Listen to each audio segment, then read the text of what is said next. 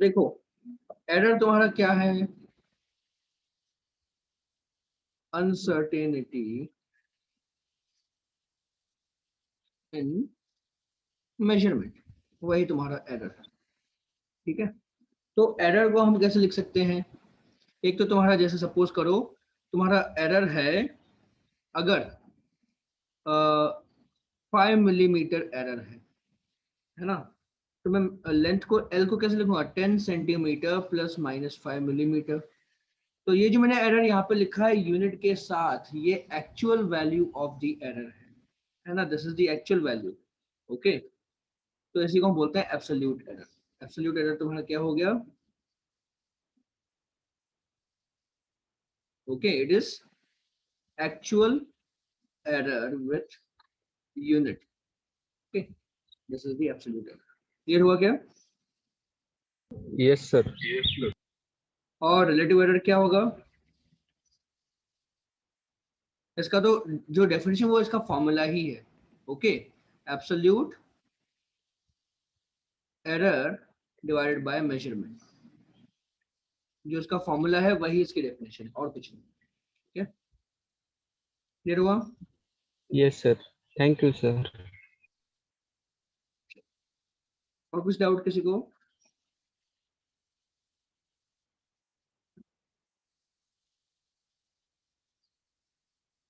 ठीक है, फिर हम एरर कैलकुलेशन फिर से आते हैं। हमने क्या पढ़ा था लास्ट क्लास में?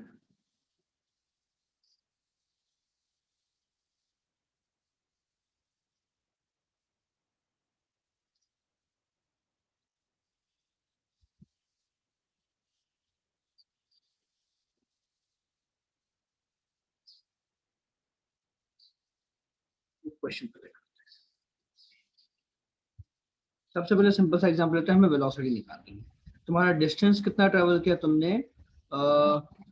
100 मीटर प्लस माइनस 1 मिलीमीटर। और टाइम कितना लगा तुमको?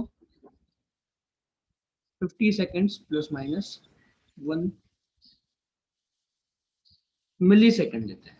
ओके, तो calculate error in speed. Okay, तो स्पीड तुम्हारा क्या होता है? डिस्टेंस बाय टाइम होता है ना, राइट? यस तो इसको मैं क्या लिख सकता हूँ, 100 metre plus minus 1 millimetre divided by 50 second plus minus 1 millisecond. Okay, अब क्या करें इसका, एरर के साथ कैसे कैलकुलेशन करेंगे इसको? तो अगर तुम लॉन्ग मेथड जाते हो, लॉन्ग मेथड क्या होगा तुम्हारा, इसको तुम लिख सकते हो 100 मीटर प्लस माइनस 1 मिलीमीटर, है ना, डिवाइड बाय मैं 50 कर दूं। ओके, तो 1 plus minus 1 millisecond by 50, 1 millisecond by 50 seconds. मैं ऐसे करके पूरा सॉल्व कर सकता हूँ। Okay, yes sir. ऐसे करके सॉल्व कर बताया तो पहले कैसे सॉल्व होगा पूरा। ओके, तो ये होगा तुम्हारा 100 metre plus minus 1 millimetre divide by 50 seconds. और तुम्हारा 1 मिली सेकेंड क्या होता है? 1/1000 सेकेंड होता है ना, ये तो इसको मैं लिख सकता हूँ 1 प्लस माइनस 1/50,000 कर दूं। अब तुम्हारा जो सेकंड का यूनिट है वो कट गया। ओके, पर इसकी पावर आ गई तुम्हारी -1। क्लियर? यस। तो ऐसे पूरा आप पावर को अंदर मल्टीप्लाई करो तब भी कोई फर्क नहीं पड़ेगा। 100 मीटर प्लस माइनस 1 मिलीमीटर। अब मैं एक काम करता हूँ, 100 मीटर को भी कॉमन लेता हूँ बाहर। 100 metre by 50 seconds, 1 plus minus 1 millimetre by 100 metre कितना होगा? 1/100,000 हो जाएगा क्या? और 1 यस प्लस माइनस 1/50,000। ओके, हो जाएगा? क्लियर? Yes raised to -1. -1 हमने अंदर ले लिया, जो अपन ने ट्रिक बताई थी मैंने तुमको, कि कैसे हम अगर ये नंबर बहुत छोटा है 1 से तो हम ये पावर को अंदर मल्टीप्लाई कर सकते हैं, बताया था ना। तो वही किया है यहाँ पे, तो -1 को मैंने अंदर मल्टीप्लाई किया तो -1 इंटू प्लस माइनस होता है, लेकिन -1 इंटू माइनस अगेन प्लस हो जाएगा, तो तब भी मेरे को प्लस माइनस मिलेगा। Okay, clear? Yes sir. तो ये 100/50 तुम्हारा कितना हो जाएगा, 2 हो जाएगा, 2 मीटर पर सेकेंड। 1 इंटू 1 1, 1 इंटू 1/50,000, तो प्लस माइनस 1/50,000। फिर 1/100,000 इंटू 1, तो प्लस माइनस 1/100,000। अब तुम इन दोनों को मल्टीप्लाई करो, कितने जीरो आ जाएंगे डिनोमिनेटर में, 9 जीरोस आ जाएंगे। तो इन दोनों का मल्टीप्लिकेशन बहुत ही नेग्लिजिबल है, इसमें उसको हटा दिया, काम कहीं नहीं है। ओके, समझ में आया Yes, sir. है ना। सर। तो ये तुमने इतने सारा लंबा स्टेप फॉलो करके इसको सॉल्व करके तुम्हें फाइनली एरर कितना मिला, इन दोनों का एडिशन मिला, करेक्ट। फाइनली एरर कितना Yes. मिला, इन दोनों का एडिशन मिला। ओके, तो मैं इसको डायरेक्टली शॉर्टकट में कैसे कर सकता हूँ, जो मैंने बताया था फॉर्मूला। डायरेक्ट मेथड क्या होगा तुम्हारा, रिलेटिव एरर कैलकुलेशन कर लेते हैं। रिलेटिव एरर स्पीड में कितनी मिलेगी तुम्हारी, डायरेक्ट रिलेटिव एरर तो हम कैसे कैलकुलेट करेंगे, एल में एरर कितना है, एल का रिलेटिव एरर कितना होगा, 1 मिलीमीटर बाय 100 1 मीटर, यानी कि millimeter by 1/100,000, ठीक है। और एल की पावर कितनी है, फॉर्मूला में एल की पावर कितनी है,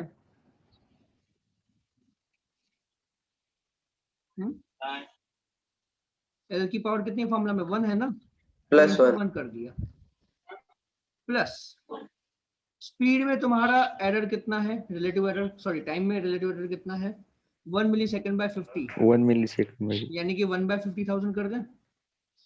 yes और टाइम का पावर कितना है, -1, फॉर्मूला में टाइम का पावर -1 है, लेकिन हम लेंगे मॉड ऑफ द पावर, है ना, तो यहाँ पे मॉड ऑफ -1। तो मैंने इतना लंबा स्टेप यहाँ पे डायरेक्टली ऐसे लिख दिया। एरर, रिलेटिव एरर लेना है, उसको पावर से मल्टीप्लाई करना है और ऐड कर देना है। आया समझ में, Yes, sir. देवकी क्लियर है पूरा। Thank you. अब एक और क्वेश्चन करके बताओ, P equal to x cube root y divided by z to the power 1.5, ठीक है। एरर इन x कितना है तुम्हारा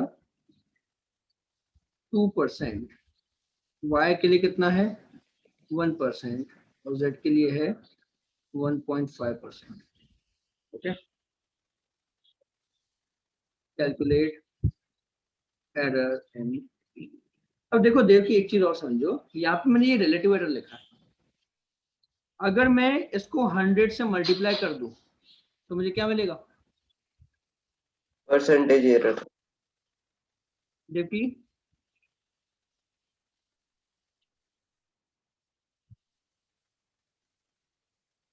देवकी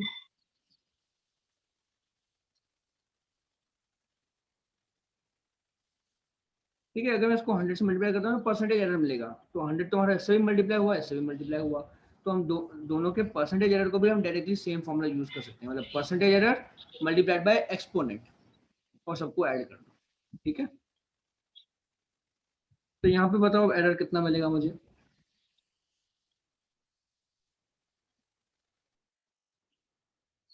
देखिए 0.75. 0.75,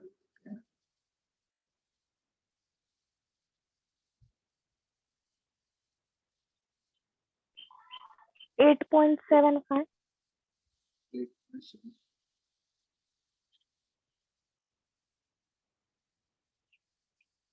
5.25 sir. कितना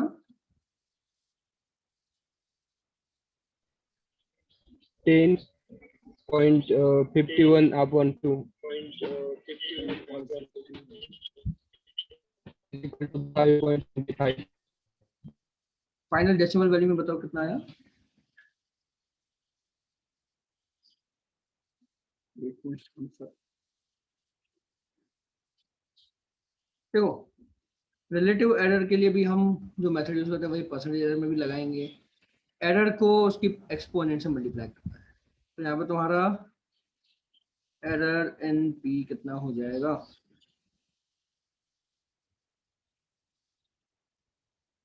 2% एक्स की एरर है, उसकी पावर 3, तो 2 × 3 कर देंगे।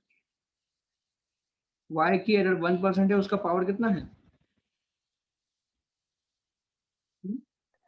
1/2. 1/2. 1% इंटू 1/2 प्लस जेड की एरर 1.5, उसकी पावर -1.5, तो 1.5% इंटू -1.5 है ना, ये हमें कितना मिलेगा, 6% प्लस 0.5% प्लस 2.25%, तो कितना हुआ तुम्हारा 8.75%। ठीक है, क्लियर सबको। Yes, sir.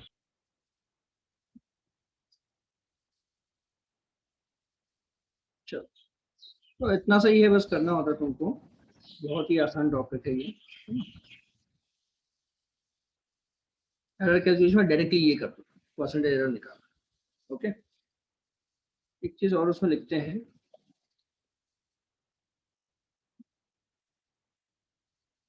देखो परसेंटेज एरर तो तुमको ऐसे मिल गया है ना, और अगर तुम्हें एक्स वाई और जेड की एक्चुअल वैल्यू दी हुई है तो उससे तुम्हें पी की वैल्यू मिल जाएगी एक्चुअली।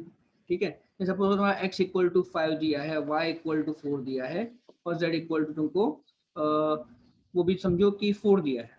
ठीक है, एक्स तुम्हारा दिया है 8। ठीक है, तो ये भी करते हैं, in above question if x equal to 5, y equal to 4, z equal to 4, calculate absolute error in p। बताओ क्या है, थोड़ा सा कैलकुलेटर लगेगा यहाँ पे तुमको, वैसे बिना कैलकुलेटर के कर तो अच्छा रहेगा।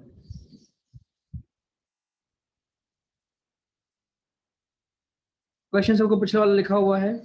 ठीक है, मैं फिर भी फॉर्मूला वापस मेंशन कर देता हूँ, x cube root y by z to the power 1।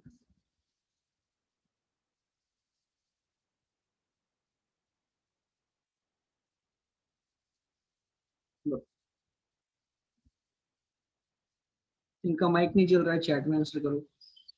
In fact सब लोग चैट में लिखो, 60 मैसेजेस अभी कभी आने चाहिए।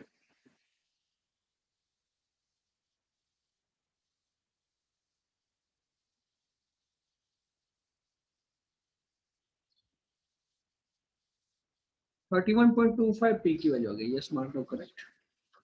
अब उसमें एब्सोल्यूट एरर कितना है, शंभू में मार दो, हमें एब्सोल्यूट एरर निकालना है। तुमने पी की वैल्यू निकाली है Okay, sir. 31.25,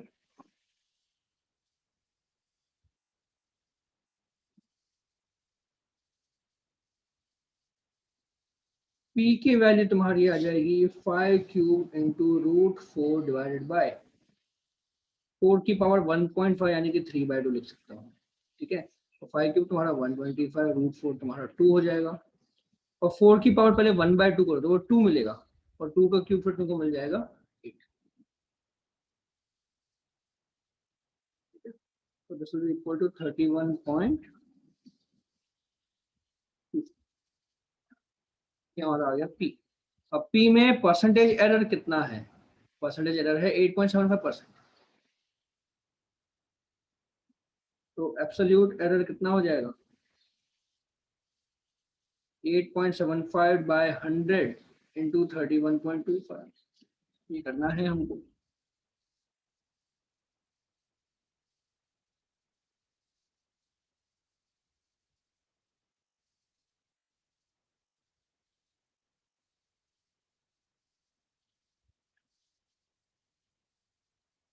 इसका आंसर तुम्हारा आ जाएगा 2.734375 एग्जैक्ट है, फिर हम इसको राउंड ऑफ कर देते हैं बस इतना सा देते हैं। ठीक है, 2.73 का। ओके, ये है तुम्हारा एब्सोल्यूट एरर। मास्टर 2.77 2.73 है एक्चुअली। ठीक है, क्लियर हुआ सबको ये?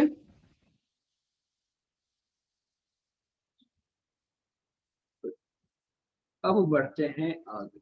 तो हमने कल की क्लास में लास्ट में सिग्निफिकेंट फिगर्स बताया था, राइट?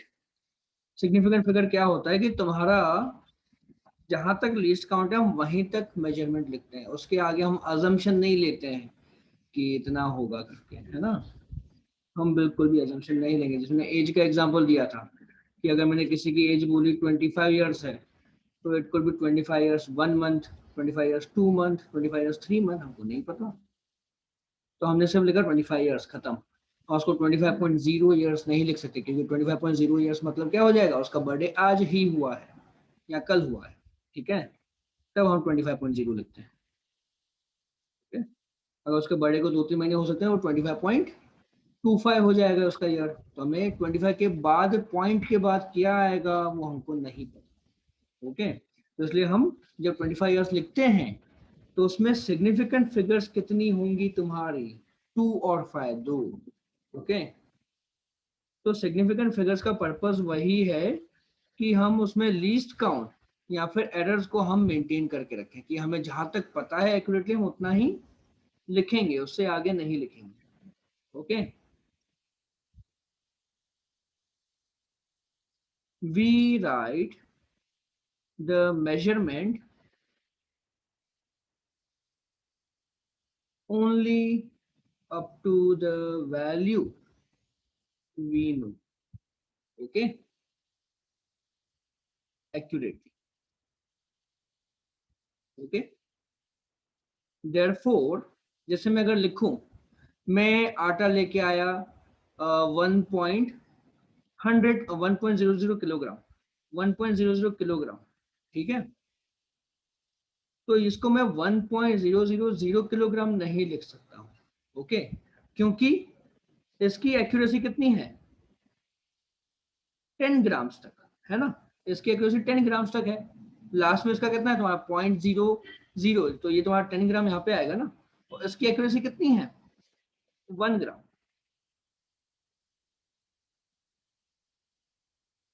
हमें इसकी वैल्यू 1 ग्राम तक एक्यूरेटली पता है, जबकि इसकी वैल्यू हमें 10 ग्राम तक एक्यूरेटली पता है। आया समझ में सबको कॉन्सेप्ट?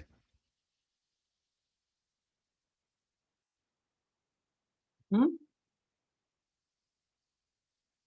बोलो yes no. Yes. Yes. Ajit board के बताओ, समझ में आया? नहीं सर, नहीं आया? क्या डाउट है पूछो। आज ही ज्वाइन हुआ। आज join। देखो, जो बच्चे अभी भी ज्वाइन हो रहे हैं नए नए, उनको बस एक चीज बता दूं कि सिग्निफिकेंट फिगर्स, अभी पहला तो नया टॉपिक शुरू हुआ है, ध्यान से समझो, ठीक है? मैं तुम्हारे साथ थोड़ा सा वापस समझाता हूँ क्या होगा। लेकिन पुरानी रिकॉर्डिंग तुम्हारी जो है अभी कितना, ये आज 9th क्लास नहीं, हाँ ये 8th क्लास है, 7 क्लासेस हो चुकी हैं, उसकी रिकॉर्डिंग थोड़ा गो थ्रू कर लेना, ओके? तो पूरा ये चैप्टर क्लियर हो जाएगा, ठीक है? और रिकॉर्डिंग नोट्स वगैरह सारा कुछ है अवेलेबल, ठीक है? फिर बाद में एक रिवीजन क्लास प्रॉपर लगा दूंगा, ताकि कुछ भी तुम लोगों के डाउट हो वो सब क्लियर हो जाए, ठीक है? चलो देखो अजीत, समझो एक चीज। जैसे तुम किराने की दुकान पे गए, है ना? तुम्हारे तुम्हारे किराने की दुकान पे वेइंग मशीन रखी हुई है, ओके? वेइंग मशीन मिनिमम 10 ग्राम तक बस मेजर कर सकती है, ओके?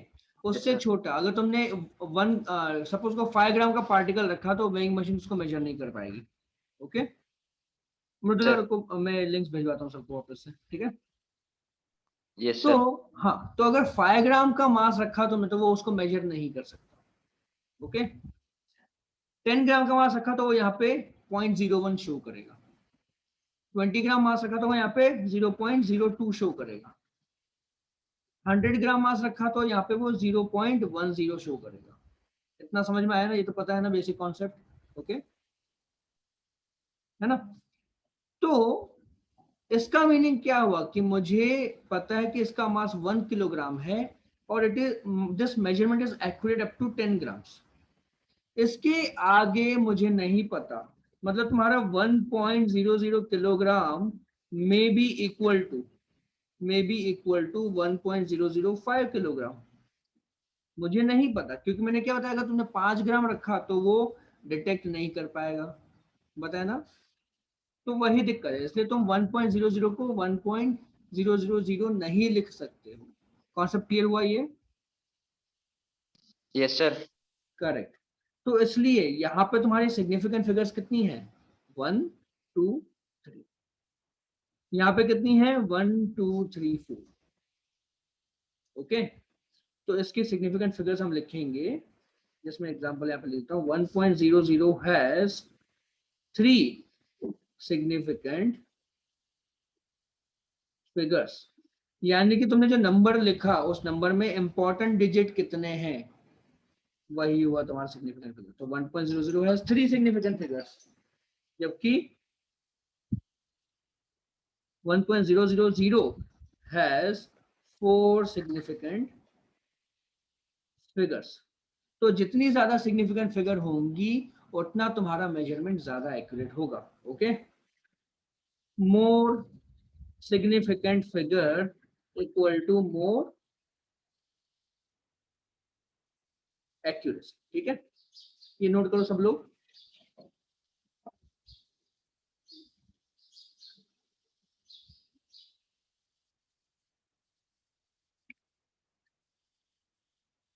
लिख लिया सबने? Yes, sir. ओके, ठीक है। Yes, sir. तो जितना हमें पता है उतना ही लिखना है, ये रूल हमारा इंपॉर्टेंट है। ओके, तो सिग्निफिकेंट फिगर्स हम डिफाइन कैसे कर सकते हैं, कैसे कैलकुलेट करें? Rules.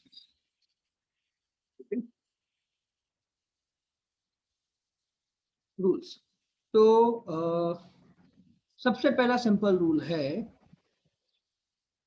Starting zeros before decimal are insignificant. Okay, तो जैसे मैं लिखूं यहाँ पे 0025.00, तो ये जो है insignificant. Okay, these are insignificant. Clear? मतलब इसकी सिग्निफिकेंट फिगर्स कितनी है? दिस इज इक्वल टू 25.00, तो सिग्निफिकेंट फिगर कितने हो गए? सिग्निफिकेंट फिगर इक्वल टू इसका हो जाएगा 4, 1 2 3। ठीक है, क्लियर है? फिर नेक्स्ट रूल क्या होगा तुम्हारा? जैसे मैंने यहां पे लिखा है, trailing zeros after decimal are significant. ठीक है, तो जैसे यहाँ पे हम लिख लें 25.00, तो जो लास्ट के 2 जीरो है ये इंपॉर्टेंट है। ओके, क्योंकि हमको बताता है कि हमने कहां तक मेजरमेंट एक्यूरेटली किया। ठीक है, क्लियर हुआ ये? फिर तुम्हारा तीसरा रूल क्या बन जाएगा? For integers trailing zeros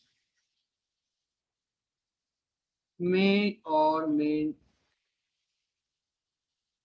not be significant.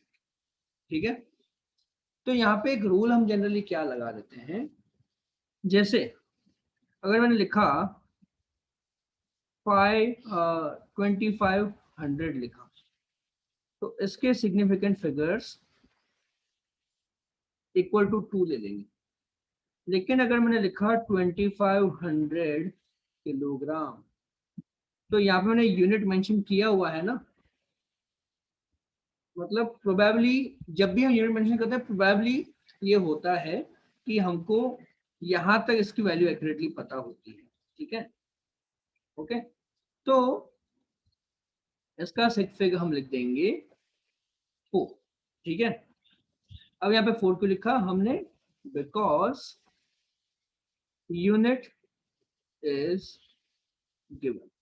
Okay, तो जब तुम्हें सिर्फ एक नंबर दिया है तो उसमें तुम ट्रेलिंग जीरो को सिग्निफिकेंट नहीं मान सकते, लेकिन अगर तुम्हें नंबर यूनिट के साथ दिया है, मेजरमेंट दिया है, तो उसमें प्रोबेबली होता है, ओके, प्रोबेबली होता है कि वो भाई वहां तक उसने मेजरमेंट करेक्टली किया हुआ है, प्रोबेबली किया होगा, इसलिए हम उसको सिग्निफिकेंट फिगर उसके लिए 4 लिख देते हैं। ठीक है, तो ये नोट करो पहले।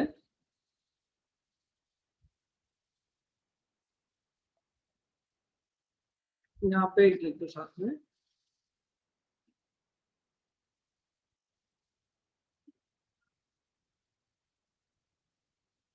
Probably, okay. हेलो,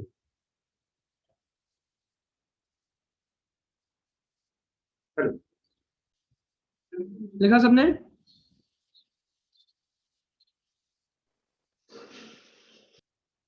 अब क्वेश्चन बताओ, कैलकुलेट सिग्निफिकेंट फिगर्स। तो पहला है तुम्हारा 02050, दूसरा है 00250, तीसरा है 02100.5, चौथा है जी 3000, ओके, पांचवा है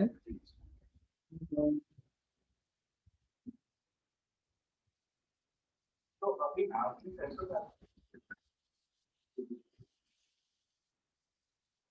बताओ, पांचों में सिग्निफिकेंट फिगर्स कितने हैं बताओ।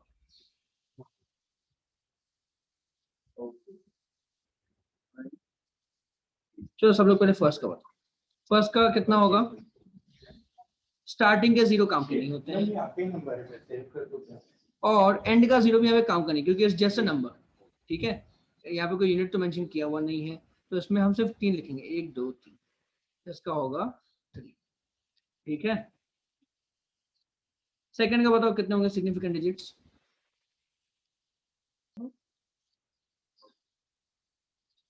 हाँ, सेकंड का बताओ कितना है सब लोग? स्टार्टिंग के जीरो कोई काम के नहीं, लेकिन डेसिमल के बाद जो कुछ भी है वो काम का होता है। तो यहाँ पे हमारे पास कितने हैं? 4 सिग्निफिकेंट फिगर्स। 4 मैं इनको अंडरलाइन कर देता हूँ, ये ठीक है। फिर थर्ड में बताओ कितने सिग्निफिकेंट फिगर्स हैं? ये तो बहुत आसान है, सीधा सीधा 5 5 स्टार्टिंग का काम का नहीं है। 5 हमारे ये इधर हो गए, ठीक है। फिर इसमें बताओ 1 वेरी गुड, सिर्फ स्टार्टिंग का काम का है 1। आगे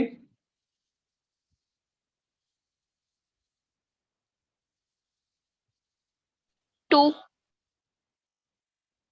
इधर 2 काम क्या, सिर्फ कौन सा 5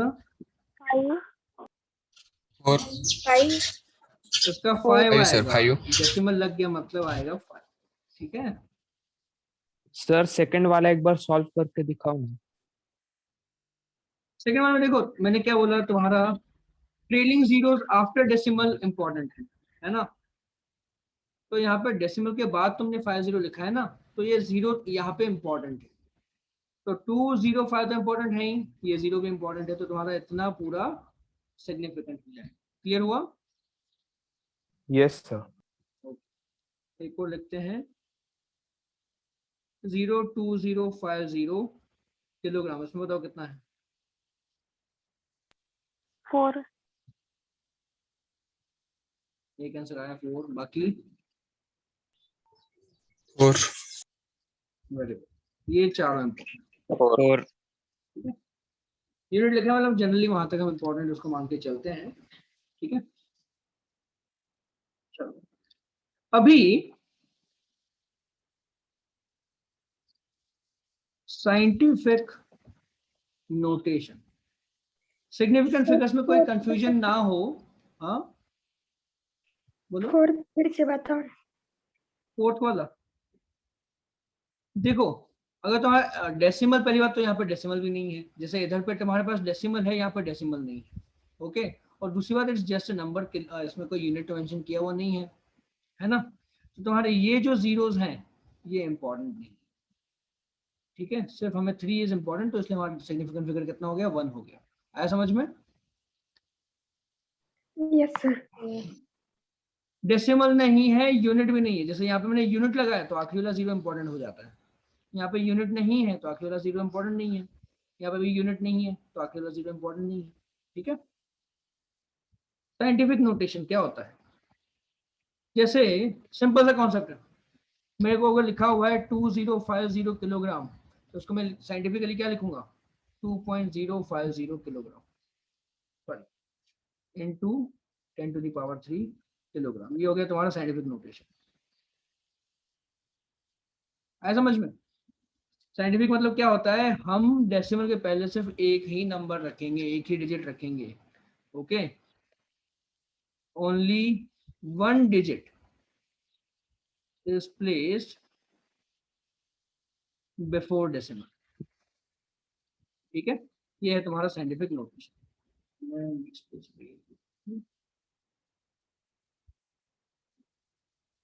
ओके, यानी कि तुम्हारा एक और एग्जांपल अगर मैं लिखूं तो क्या होगा,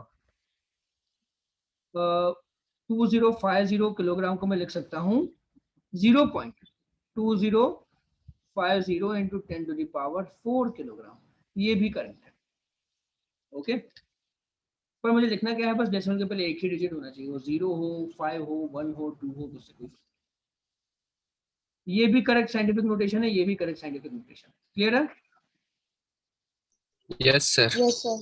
इसका यूज क्या है, it helps remove confusion of significant, ठीक है। जैसे यहाँ पे तुमको कंफ्यूजन हो रहा था भाई क्या करें, इसमें कितने सिग्निफिकेंट फिगर्स लगाएं या फिर इसमें कितने सिग्निफिकेंट फिगर्स लगाएं, तो वो तुम्हारा सीधे सीधे हम साइंटिफिक नोटेशन में लिखते हैं और कंफ्यूजन खत्म। जितनी तुमको सिग्निफिकेंट फिगर्स पता है डेसिमल के बाद उतनी लगा दो, है ना। जैसे यहाँ पे मेरे सिग्निफिकेंट फिगर्स मुझे 4 पता है, तो ये 1 2 3 4, मैंने 4 सिग्निफिकेंट फिगर्स लिख दिए, खत्म कहानी, ओके क्लियर। अच्छा एक चीज और है, एक क्वेश्चन और लिखते हैं, 7th 0.2050, इसमें कितने सिग्निफिकेंट फिगर्स हैं, ये बताओ जरा। 3। ये 4, 4। स्टार्टिंग का जीरोस इंपॉर्टेंट नहीं होता है, एंड का zeros important, clear. Yes sir. ये वाला नोट करो पहले, 7th वाला,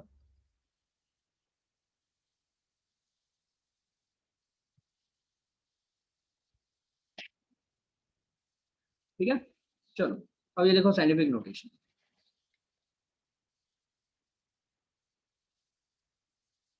अब एक चीज पहले समझो, मैंने इसको 4 क्यों लिए, ये मैंने जीरो ये काउंट क्यों नहीं किया, क्योंकि देखो मैं अपना जो वेट है उसको मैं ऐसे भी लिख सकता हूँ, ऐसे भी लिख सकता हूँ, दोनों ही करेक्ट है।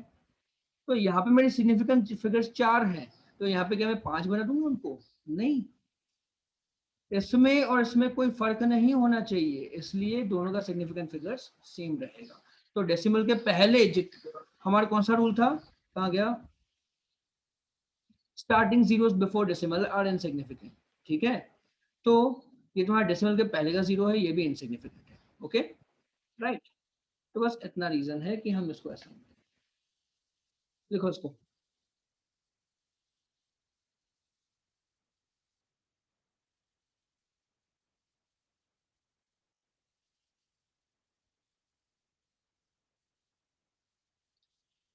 लिखा सबने, हो गया sir.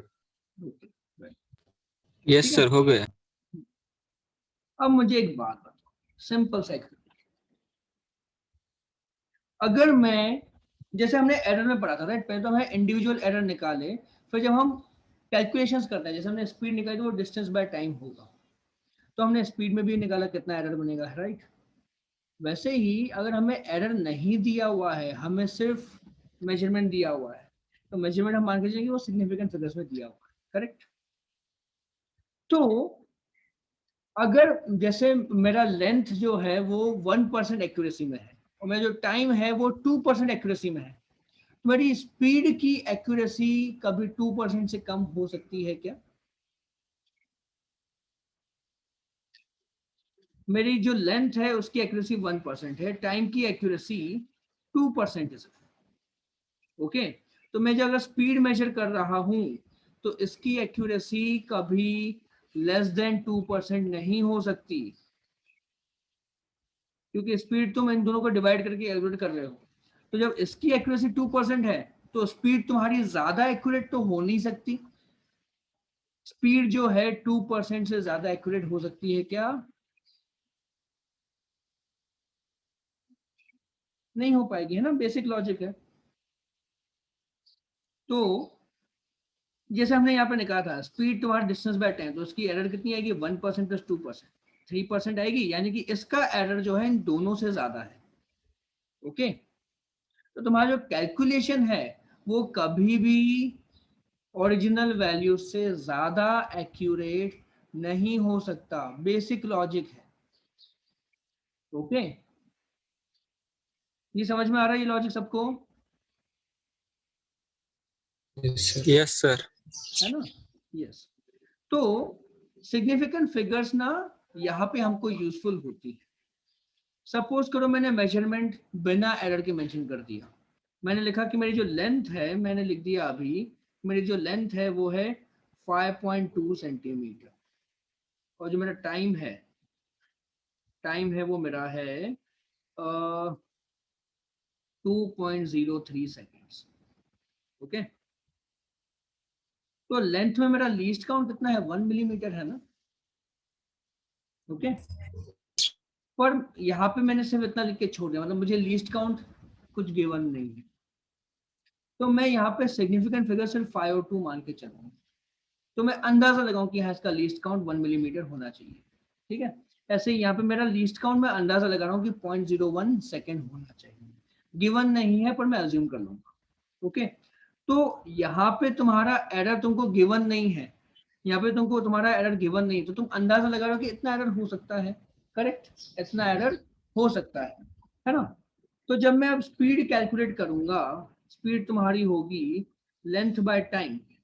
Okay, length by time में अगर करूंगा तो मुझे वैल्यू कितनी आएगी यहाँ पे? लेंथ बाय टाइम करोगे तो कितना मिलेगा मुझे? 5.2 डिवाइड बाय 2.03 कितना आ रहा है? 2.56157। तो 2.56157 अगर मैं लिखूं,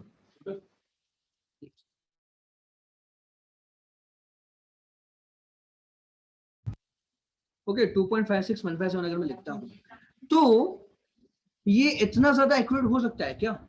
ये बताओ मुझे। 0.1234 पॉइंट, मतलब डेसिमल के बाद 5 बजे तक मैं इतना एक्यूरेट आंसर कैसे दे सकता हूँ? पॉसिबल ही नहीं है। ये इतना कम एक्यूरेट है, नहीं सर। ये भी इतना कम एक्यूरेट, तो इतना ज्यादा एक्यूरेट तो हो नहीं सकता, मतलब मुझे यहाँ पे इनको काटना होगा। अब एक बात और, इन दोनों में कम एक्यूरेट कौन है? इसकी एक्यूरेसी कम है ना, इसकी एक्यूरेसी यस कम सर। है, तो मेरा जो स्पीड है वो इससे ज्यादा एक्यूरेट नहीं होनी चाहिए। तुम्हारा जो फाइनल मेजरमेंट है that should be always, its accuracy should be always less than the least accurate. Its accuracy can never be more than the least accurate measurement. तो ये ज्यादा एक्यूरेट है, ये कम एक्यूरेट है, तो मेरा जो स्पीड है वो कम एक्यूरेट होनी चाहिए, यानी कि मैं 6 को भी हटा दूंगा, तो मैं फाइनली स्पीड सिर्फ लिखूंगा 2.5, तो एक्चुअली इसको हम राउंड ऑफ करके 2.6 लिखते हैं। ठीक है, ये भी नहीं लिखेंगे, उसको ये लिखते हैं। और मैं तुमको मेन बेसिक आइडिया ये दे रहा हूँ कि यहाँ पे 2 सिग्निफिकेंट फिगर्स हैं, यहाँ पे 3 है, तो मुझे आंसर में सिर्फ 2 लिखनी है। ओके, लैग हो रहा है क्या? लेंथ में 2 सिग्निफिकेंट हेलो फिगर्स। सर। हाँ सर हमने क्या लिखा 2050 किलो का 2.050 × 10⁻³ किलो।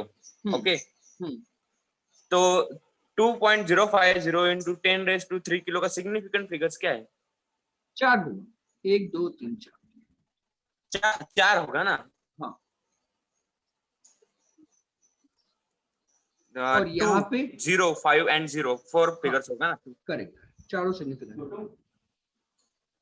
एक सेकेंड, और ऊपर का हाँ 1 मिनट बच्चे। हाँ हाँ, क्या क्लियर हुआ? 4 सिग्निफिकेंट फिगर्स इसमें। और 2050 किलो का 2.050 into 10⁻³ किलो, इसका सिग्निफिकेंट फिगर क्या है? 4 है ना? हाँ, तो 10⁻³ क्यों? तो यहाँ पे 4 चाहिए ना? वो होता ही नहीं, क्योंकि उसका कैलकुलेशन किया तो 2050 किलो होता ही नहीं। वैसे ऐसा क्यों? एक सेकेंड, तुम्हारा ये 2050 किलोग्राम है ना? है ना? हाँ तो 10⁻³ को जब मैं इससे मल्टीप्लाई करूंगा तो मुझे फिर से ये नंबर मिलेगा ना? हाँ, ये मिलेगा। इसलिए हम 10⁻³ लिखा है। फिगर 4 क्यों है? ये नंबर मिलता है 10⁻³ मल्टीप्लाई करने से, तो उसकी सिग्निफिकेंट 4 क्यों है? 4 क्यों नहीं? ऐसा 4 क्यों है? 4 क्यों नहीं? 4 क्यों नहीं है? 3 है ना? 4 है ना? 1 2 3 4 4 है। 4 सिग्निफिकेंट फिगर है, 4 सिग्निफिकेंट फिगर है, तो हमने 10⁻³ से क्यों मल्टीप्लाई किया? 4 से क्यों नहीं? एक सेकंड, मुझे पहली बार बताओ, 2.050 को मैं इंटू 1000 करूंगा तो मुझे क्या मिलेगा? 2050 2050 मिलेगा, है ना? वही तो मैंने यहाँ पे लिखा हुआ था। मैंने इसको वापस से इस टाइप से लिखा है। तो ये 1000 क्या है तुम्हारा? 10⁻³ है ना? ये पावर जो ये सिग्निफिकेंट फिगर्स कोई रिलेशन में कुछ भी नहीं है। इस पावर का सिग्निफिकेंट फिगर से कोई रिलेशन नहीं है। इसका सिर्फ रिलेशन क्या है? मुझे लगा ये हाँ, वो कंफ्यूजन मत करो। This is not related to significant figures. Okay तुम्हारा ये जो नंबर है उसको बस हमने साइंटिफिक नोटेशन में ऐसे लिखेंगे। तो यहाँ पे क्योंकि हमने 3 नंबर को डेसिमल के बाद ले गए, इसलिए 10⁻³ लिखा है। ठीक है, ओके। हाँ। तो मैं यहाँ पे क्या बोल रहा था कि तुम्हारा जो फाइनल मेजरमेंट है वो लीस्ट एक्यूरेट होना चाहिए। तो यहाँ पे तुम्हारा लीस्ट एक्यूरेट 2 सिग्निफिकेंट फिगर्स वाला है, तो हम फाइनल आंसर भी सिर्फ 2 में लिखेंगे। तो ये यूज होगा तुम्हारा सिग्निफिकेंट फिगर्स का। मैं इसके प्रॉपर पूरे जो रूल्स है कि एडिशन में हम क्या करेंगे, सब्ट्रैक्शन में क्या करेंगे, मल्टीप्लिकेशन डिवीजन में क्या करेंगे, बताऊंगा तुमको नेक्स्ट क्लास में। ठीक है, फिलहाल बस सिग्निफिकेंट फिगर्स के थोड़े कॉन्सेप्ट रिवाइज करो, और मैं कल तुमको भेज नहीं पाया था एक्सरसाइज असाइनमेंट, आज भेज देता हूँ। ठीक है, सिग्निफिकेंट फिगर्स और एरर्स दोनों के असाइनमेंट भेज दूंगा। ठीक, चल। और कुछ डाउट है किसी को? No sir. देखो ऐसे ही हमेशा बस जैसा भी उसने डाउट पूछा, कुछ भी डाउट आता है कोई कंफ्यूजन मत रखो, जितने भी डाउट आते हैं क्लियर करते जाना है। ओके, और बस जो मैंने तुमको बताया था, डाउट क्लियर होने चाहिए सारे, नोट्स प्रॉपर मेंटेन होने चाहिए, और प्रैक्टिस अच्छे से करनी है, रिवाइज करना है। ठीक, ये बस एक्टिविटी फॉलो करते जाओ अपने। ठीक है, चलो एंड करें class. Yes sir, thank you sir. Bye sir, bye sir. Have a good day. Goodbye, ध्यान रखो।